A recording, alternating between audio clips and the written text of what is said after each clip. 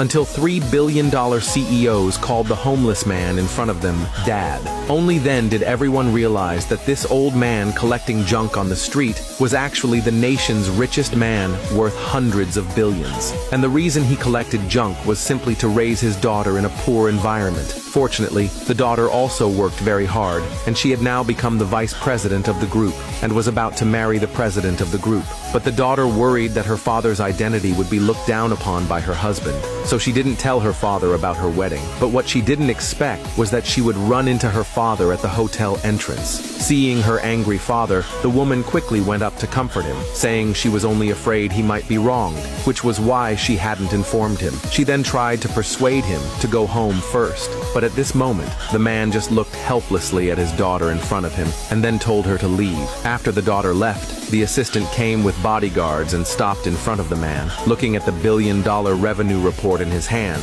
he couldn't help sighing that the company's performance was too low. He then told his assistant to prepare a wedding gift for his daughter. Meanwhile, the daughter had just arrived at the hotel when she was despised by her husband's father, James. Her husband's sister Laura arrogantly accused her, saying that marrying her brother was already the woman's greatest fortune. The woman was about to explain when she heard someone gossiping about her father's identity. But before she could say anything, her father happily walked in. James looked at the man who came in, gazing at him with disdain. When the man handed him a gift, he bluntly said it was worthless trash, and then threw it on the ground. Little did he know, this gift was actually a $2 million diamond watch. Seeing that the man still refused to leave, James immediately called the hotel manager over and told him to kick the man out right away. But the moment the manager saw the man's face, he happily called his staff over. Why was he so happy? Because this man was the benefactor who had funded his education more than a decade ago. At that moment, the man also received a call from his 3 adopted sons. After learning their sister was getting married, they each prepared dowries worth billions and planned to personally bring them to her. But James at this time was still stubbornly demanding that the manager throw the man out, but the manager refused. Just as the manager was about to reveal the man's identity, the man signaled him not to and asked him to leave first. Because after seeing James's attitude toward his daughter, he began to doubt his son-in-law's character, fearing that if they knew his true identity, they might scheme for the wealth he intended for his daughter. As the manager left, James smugly told the woman that if the man wanted to stay, he must kneel and serve him tea in apology. The woman was shocked, her eyes widening. Looking at the guests whispering about her father, she feared her father would be humiliated. She hurriedly grabbed the teacup from her father's hand, deciding to kneel and apologize on his behalf. But James disdainfully stopped her,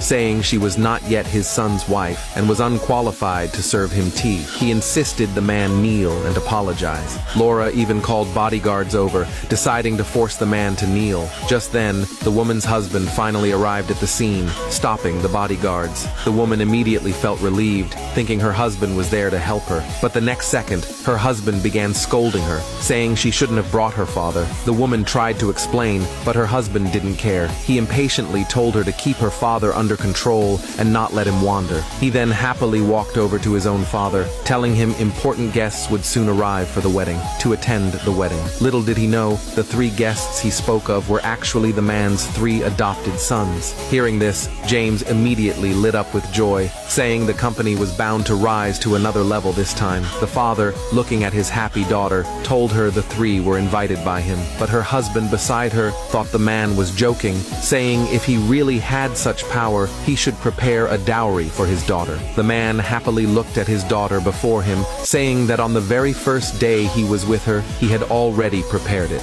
But the husband looked at him with contempt and immediately demanded a $660,000 dowry. Seeing his embarrassed wife, the husband grew smug, saying surely their family wasn't too poor for that. But the man looked at them helplessly, saying he didn't have that much small change on him. He then tried to call his assistant, planning to exchange the $60 million he had prepared into $660,000. Just then, the dowry the man had prepared for his daughter was delivered to the hotel. The husband rushed forward in shock to examine the gifts. But when the man told them to leave afterward, he immediately regretted it. He hadn't expected that, for the sake of $600,000, he would miss out on $60 million worth of gifts. But the next second, the husband received a call from the man's subordinate. Upon learning that the gifts were from the richest man and congratulating him on having a good father, the husband immediately misunderstood the subordinate's words, thinking the father referred to was James. He then looked at the man with disdain,